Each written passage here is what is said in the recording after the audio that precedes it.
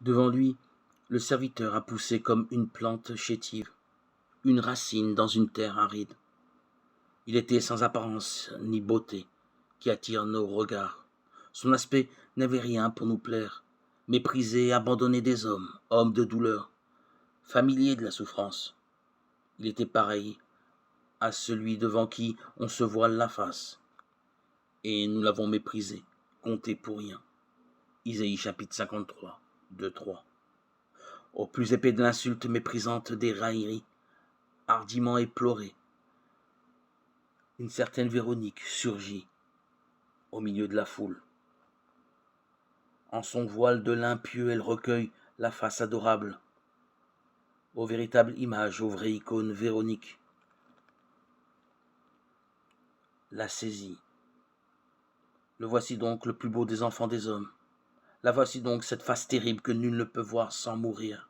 La face divine qui fait frémir les anges, même d'amour ou de terreur.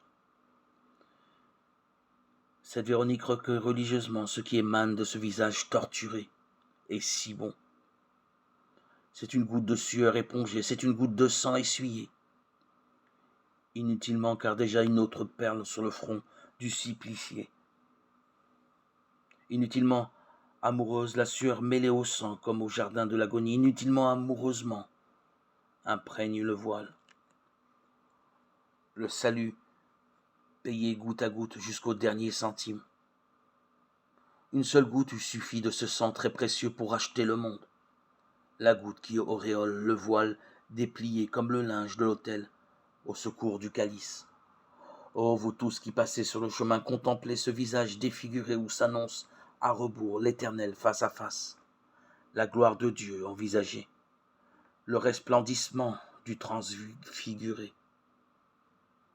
Au matin, je me rassasirai de son visage. Dieu qui a dit, du milieu des ténèbres brillera la lumière, a lui-même brillé dans nos cœurs pour faire resplendir la connaissance de sa gloire qui rayonne sur le visage du Christ. 2 Corinthiens 4, 6.